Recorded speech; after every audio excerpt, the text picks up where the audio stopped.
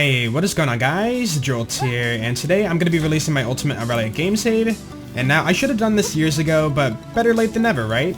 Anyways, I will link it down in the description. It will be in PC format, so if you want to use it on, PS3 or Xbox or whatever, you got to convert the save, and I will link tutorials down there too for you.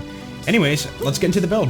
So this save is going to have everything you need. Anyways, so the first thing we have here is the Droog, and people might argue over this, I'm not sure, but the machine sniper it's pretty good, but I would say a glitched Droog with the right effects on it is actually better. We have the pitchfork, so the pitchfork's good for like breaking shields and it's really high DPS. Then we have the Omni Cannon. It's like the Cobra from Borderlands 1 kinda, except Hyperion. Bada boom for second winds, cryo of course. Adaptive shield, good for survival. Uninterested sports hunter class mod for the warning shot. Warning shot gives you a huge boost, we'll get to that in a minute. Precision Oz kit for weapon accuracy and critical hit damage. This is good for, hip firing if you do that. Transfusion, this is for applying cryo and also healing. Then we have the Droogs of all the elements, so we can use it for whatever, robots or flesh or, a shield or whatever, we can take it down. More pitchforks, of course, all the elements, and a cryo one because, cryo is the focus of our build. Kanita's laser, so this is actually a really good choice too. Bada boom's pretty good, but you can choose either or. This gun can hit critical hits too, in case you didn't know that. Shredifire, so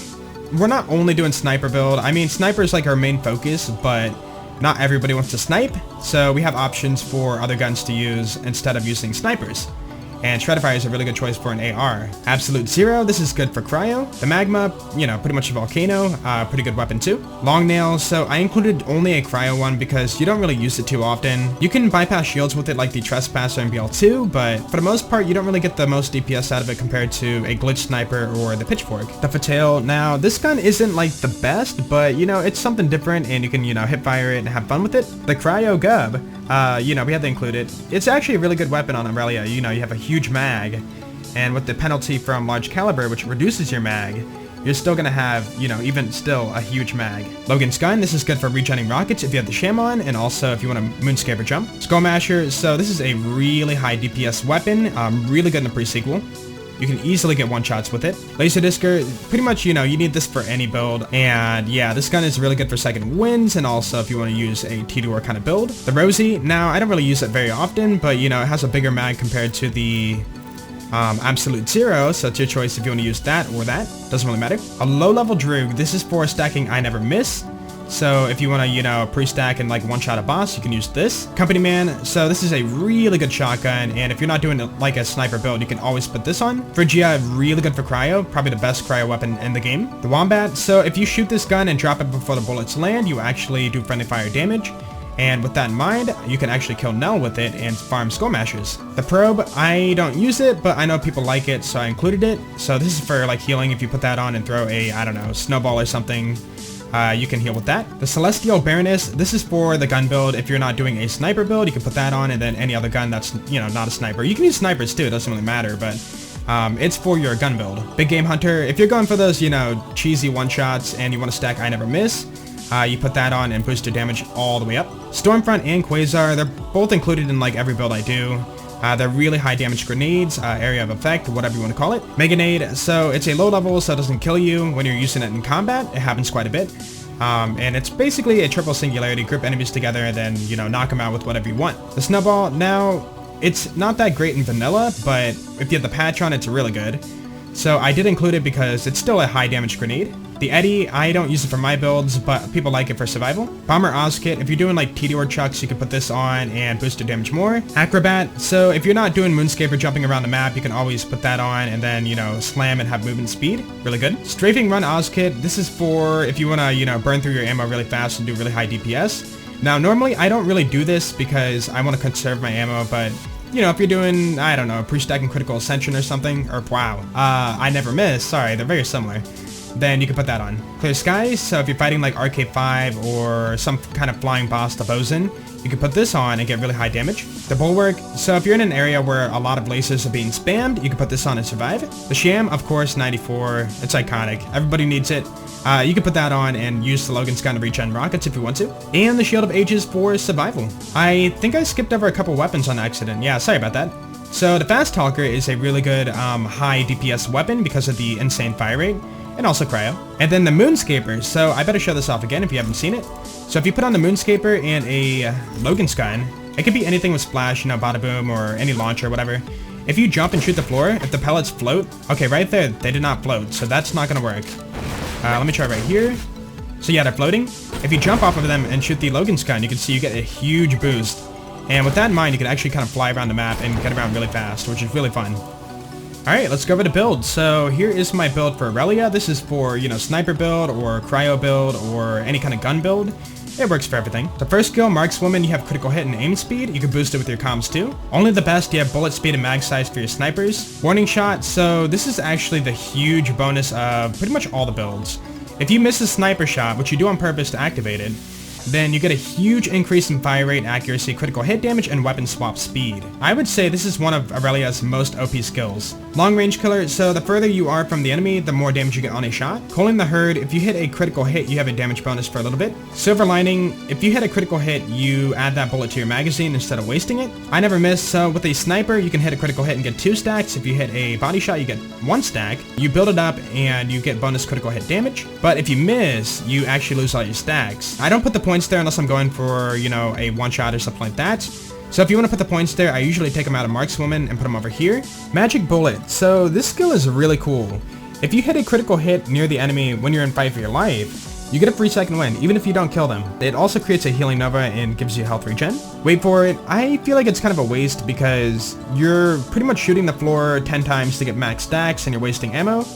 And the sniper damage bonus isn't really all that great. Large caliber, so you get a huge gun damage and reload speed bonus at the cost of your mag size. Now, with high mag weapons like the Droog or, you know, pitchfork and stuff like that, not a big deal. You're getting way more damage, and your mag size will go down a little bit. And now for smaller mags like launchers or some of the lower, you know, mag size weapons, it kind of sucks, but at the same time, the damage bonus is so nice that you pretty much want to have this skill. Custom loads. So this skill basically gives you elements on any gun, including non-elemental guns. So if I put on a Skull Masher and you ADS, this only goes for snipers, you can see you get a wheel.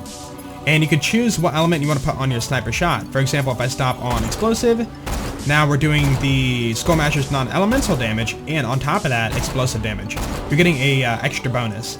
And you can unscope and redo it again. So let's say we want cryo. There we go. You have cryo. And also, if you hit a critical hit, you create a nova on the enemy, and it does even more damage. Prudent, it's not a bad skill, but you're getting movement speed when you're sniping, and for the most part, when you snipe, you don't really run around a whole lot. You stay still and, you know, time your shots. So I don't feel like it's all that beneficial. Now we have avalanche. If you apply any sort of like cryo damage to your enemy, you will get a stack, and with that stack, you will get more damage and freeze chance. Do keep in mind, if you apply any sort of like fire damage, that can be from your gun or if you shoot a fire barrel, if the enemy catches on fire, you lose stacks. Bit of riposte, so we only do 1 point here, and basically if an enemy hits your shield, they will be frozen solid instantly, like guaranteed. I'm not really using it for damage, I'm using it for applying cryo, so 1 point's all you need there. Short summer, so 1 point there for the extra cooldown and shield recharge delay. And it stacks when you're doing cryo damage, so another kind of like avalanche kind of skill. Winter's Fury. So Winter's Fury and Polar Vortex, they throw the enemies around, and it's cool to stagger the enemy, but I feel like it really hurts you for a sniper build, because it makes it harder to like hit them.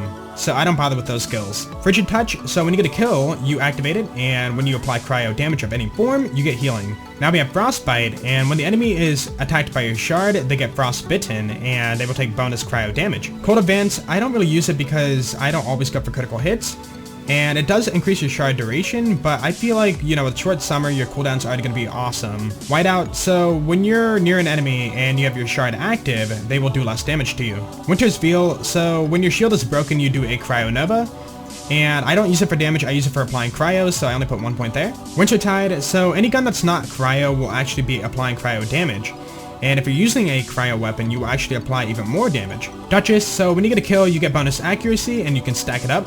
And this skill is not bad if you want to hip fire, you know, if you have like an enemy in your face and you want to like, you know, jump back and hip fire, that's a really good skill for that. Contractual Obligation, so you don't really have a choice if you're doing solo, you have to grab it to move down the tree. And with this, you can hold the melee button and pull out a contract, and if your teammate, you know, melees you, they can get, you know, bonuses from this tree. Now we have Valet. When your co-op partner gets a kill, they get bonus reload speed, and also you too. Like again, you know, for solo play, you don't have a choice, you have to grab these to move down the tree. Quality, not quantity. You get bonus damage and fire rate for using guns that are blue and above. So you're pretty much getting a bonus if you're not using greens or white weapons. You first, so another co-op skill, and solo play doesn't really matter, but if you get a kill, your partner gets a portion of their shield back. Protect your assets, so in solo play it does nothing, but in co-op you can get bonus, you know, shielded capacity and health. Excellent shot madam, a co-op skill, so I don't need it, we're gonna skip that. But if your teammate shoots an enemy, you can apply cryo damage basically. And finally, the reason we came down this tree is next to cleanliness, we get a gun damage and reload speed bonus on anything that's not fire, corrosive, or explosive. I might as well cover these two to give you an idea what Aurelia can do in co-op. So all glory to the master, you get stacks and you get bonus critical hit. Keep your chin up, so if you get a kill with your co-op partner, you get health back. Save the queen, so if you're hit by a melee attack, you can have your teammate hit them and apply cryo damage automatically. Pod snappery, now this is not a bad skill, but we don't have the points for it. You get increased shield recharge delay and also fire rate. And then finally we have a backhand and remember, and this is a melee kind of skill. We're not really doing melee, so we don't really need that. But if you backhand the enemy, you get increased movement speed and reload speed. And yeah, that is the build. So let's go ahead and show it off with a few examples, and I will meet you guys right after.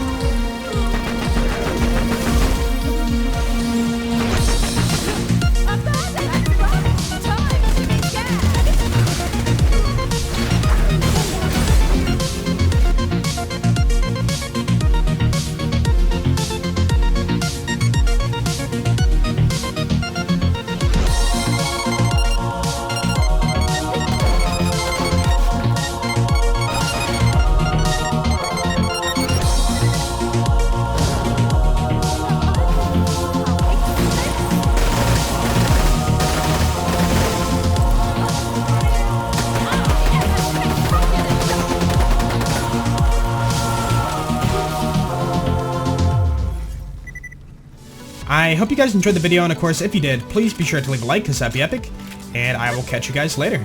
Yeah, peace out. Hey guys, so before you go, I just want to let you know that you can catch these playthroughs live on Twitch from Monday through Friday, 2 PM to 6 PM CST, and then Saturday from 9 PM to 2 AM CST. I will link my Twitch channel in the description if you guys want to catch one. Anyways, you guys have a great day.